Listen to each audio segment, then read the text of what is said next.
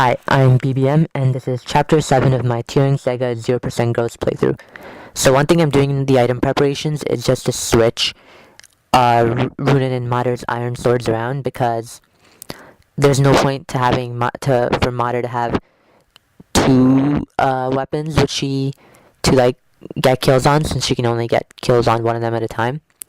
Anyways, I prioritize Zeke killing that dude up on the wall there, because that guy had a repeater bow, and also being on top of those on the wall gives you an extra point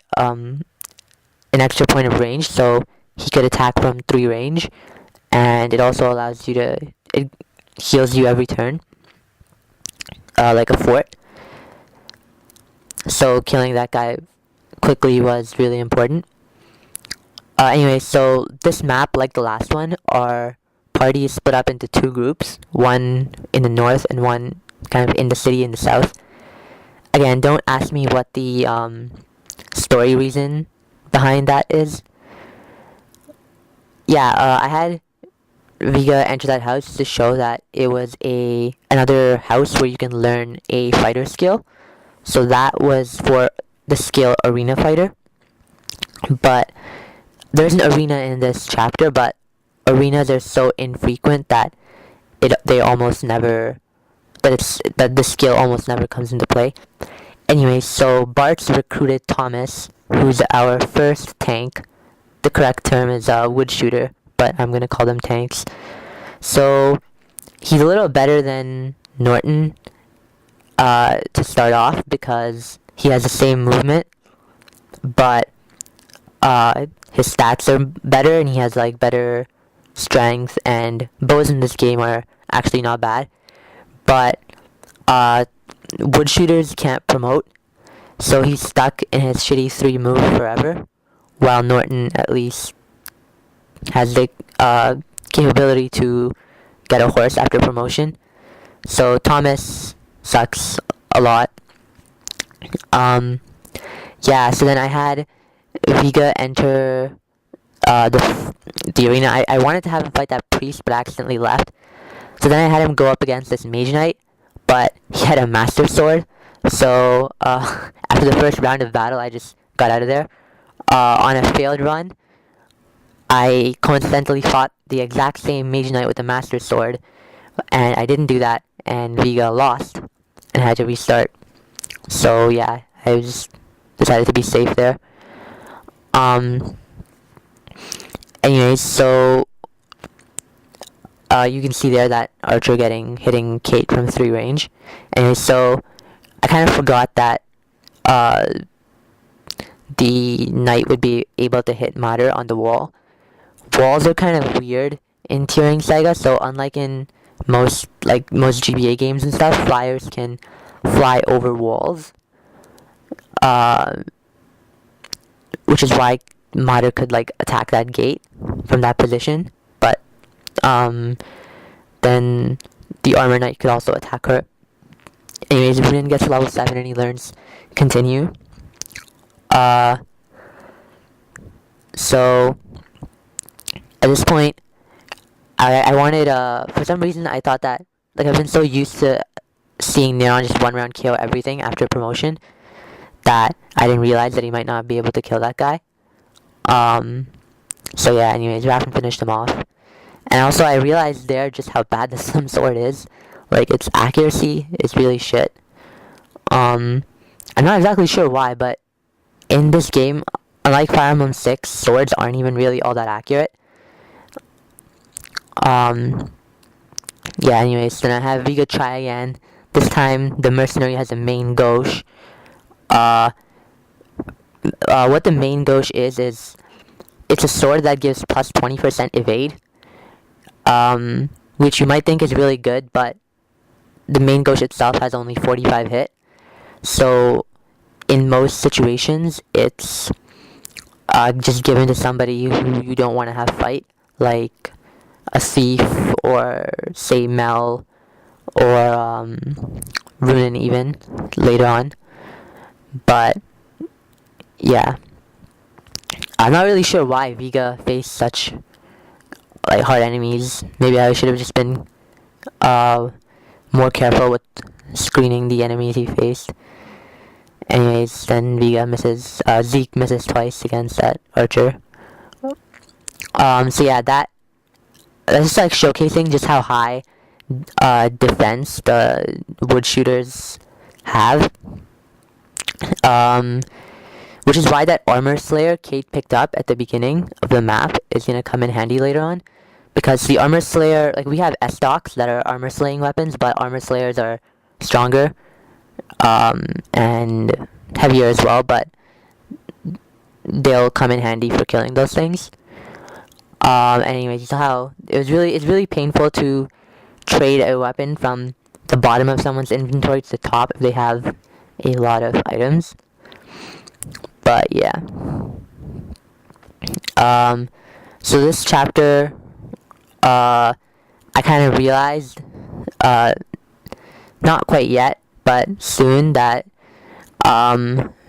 Viga's combat stats are not quite as good as I was hoping. Like, he's not really able to kill anything without the Shram. I mean, I expected that, he only has 6 base strength, so he's not going to be great, but I expected him to at least be better than Mater. Anyway, so you saw that tank attacked Raffen 4 times. So the tank there had the Gatling bow. So the Gatling bow is like the repeater bow on steroids. It can attack 4 times in one turn. It is, of course, really heavy and not very accurate, so that doesn't happen very often. But the Gatling bow hitting 4 times, that is, doesn't happen that often, but still, it's an example of the fact that bows are actually capable of doing quite a lot in this game. Anyways, so you saw Maruju being useful there and almost single-handedly taking down that wood shooter. At this point, I was like, yeah, you know what? He can do really shitty damage with everything else, so I just had him bust out the Shram, and he went around KO'd that night with a critical anti-healing Neuron.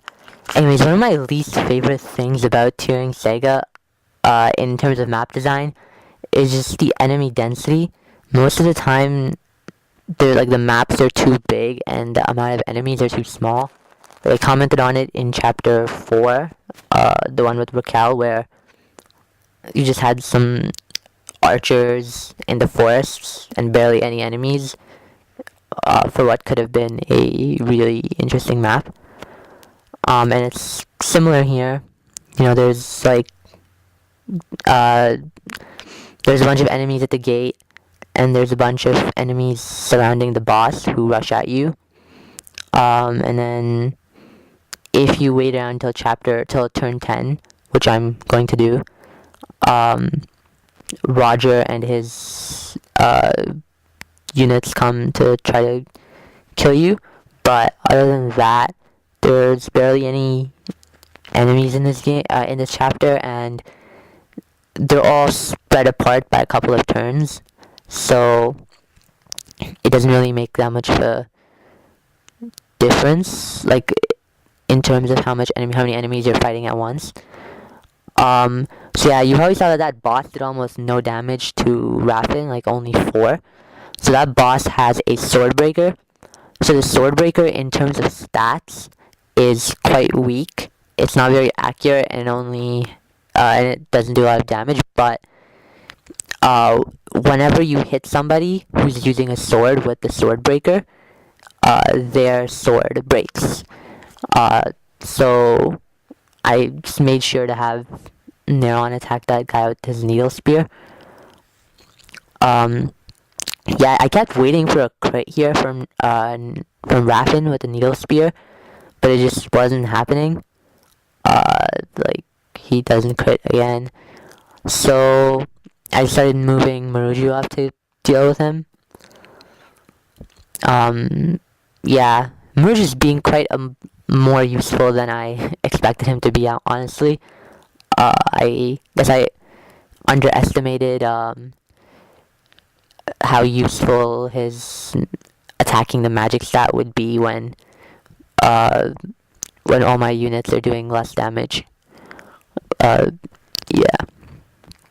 So anyways, at this point, like, I was kind of just taking it slow because I have to wait around for Roger anyway, since I'm recruiting everybody, and I think the magic staff that I need him for, that he gives to Mel, is going to be really useful. Um, yeah, that that saying happens every time Muruju attacks anybody. So it gets kind of annoying when you're playing with animations. But yeah, here we go. Roger comes. In hindsight, I maybe should have had my units a little lower down so I could get some more experience on enemy phase. And good job, Muruju. But I it's been a really long time since I've played this map in a non-draft setting, and in the draft side didn't recruit Roger, so I didn't wait around for him, so I forgot like how much his enemies would move on the first turn, or whether they even would move. Yeah. And then here I was trying to feed a kill to Mater, but it wasn't working out. Like, Roger is too strong, and I tried to weaken one with a slim sword, but Neron just activated Blazing Wind and ruined that. So in the end, I couldn't feed a kill to Mater on the last turn. Anyways, so this was chapter 7. I'll see you guys next time.